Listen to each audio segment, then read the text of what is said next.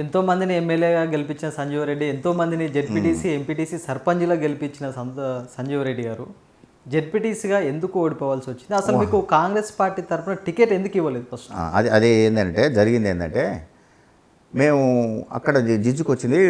రాజగోపాల్ రెడ్డి గారు ఢిల్లీలో ఉండు. మేమేం చేసినాం, ఎంపీ వర్గానికి కూడా కొన్ని సీట్లు ఇవ్వండి. కాన్స్టిట్యున్సీలో 8 ఎంపీపీలు ఉన్నాయి, 8 జెడ్పీటీసీలు ఉన్నాయి. దాంట్లో కొన్ని మాకు ఇవ్వండి, మేము గెలిపించుకుంటాం, పార్టీ బీఫామ్స్ ఇవ్వండి అని. అది తర్వాత ఎక్కడ మన సోమిరెడ్డి గారు మాట్లాడాడు, బొందుగుల నరసింహారెడ్డి గారు, నేను జానారెడ్డి గారి దగ్గర కూడా పోయినాం. జానారెడ్డి గారికి మన ఈయన కూడా ఫోన్ చేయడం జరిగింది, రాజగోపాల్ రెడ్డి గారు. జానారెడ్డి గారు చెప్పినా కూడా ఆయన ఇల్లే. ఆయన ఏమంటాడంటే సంజయ్ నేను చూసుకుంటా కానీ మిగతా వాళ్ళకి ఎవరికి ఇయ్య అంటాడు. అయితే ఇక తర్వాత నాకు ఏమనిపించిందంటే ఈయనతోని మాకు కుదరదు అనే భావనకు వచ్చినాం. ఒక్కటి కూడా ఒక ఎంపీటీసీ కూడా ఇవ్వలే మాకు.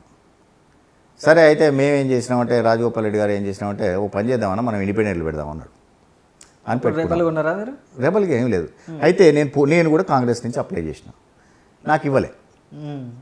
ఇవ్వకుండా సో ఆయనకి ఇచ్చిండు. ఓడిపోతామని వాళ్ళకు కూడా తెలుసు, ఎందుకంటే నేను నిలబడితే వేరేవాడు గెలవడం తెలుసు. అయితే ఎక్కడ కన్ఫ్యూజ్ అయిందంటే, నాకు లాస్ట్ వరకు నేను ఉంటానని అనుకోలే. లాస్ట్లో అనుకునేసరికి మాకు బీరువా గుర్తొచ్చింది. అయితే మేము ఎంపీటీసీలను కూడా బీరువా గుర్తులు వేయించిస్తే మా మాజీ ఎంపీపీ ఏం చేసిండంటే, అన్న ఇదంతా ఎందుకు, మొత్తం నేను పోటీ చేయగానే కాంగ్రెస్ వాళ్ళు కూడా మీతోనే ఉంటాం కానీ వాళ్ళతోనే ఉండమని చెప్పేసి కాంగ్రెస్ సింబల్ వచ్చిన ఎంపీటీసీలు కూడా వచ్చారు. ఏం చేయాలి అప్పుడు? కాంగ్రెస్ పార్టీ వాళ్ళను నేనేం వద్దన్నాను. అయితే ఏమన్నా మన పేరు మీద గెలుస్తుంది, ధర్మభిక్షం 400 చిల్లర ఉంటే కూడా వాళ్ళు చూసేయలేదా, మన పేరు మీద ఇస్తారన్నా, ఏముంది అది మన పేరు తెలియదా అని ఈ బీరువా గుర్తు వచ్చిన వాళ్ళని కొంతమంది విత్డ్రా చేయించినాం. ఇది సింబల్ వచ్చిన వాళ్ళని విత్డ్రా చేయించినాం.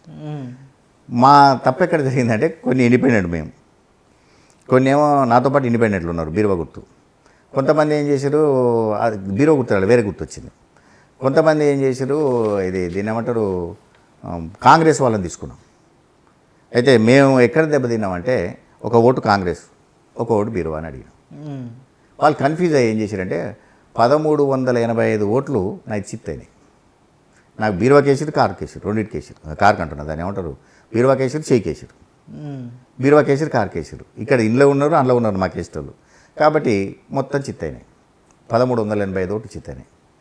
తర్వాత ఏం జరిగిందనంటే, కొన్ని ఏరియాలలో మా దగ్గర కొంతమంది ఏంటంటే, అటు నేను గెలవాలి ప్లస్ మన ఎంపీటీసీలు గెలవాలి అనే ఆలోచనకు వచ్చింది. భిక్షమే ఆయన తమ్ముని పెట్టుకున్నాం.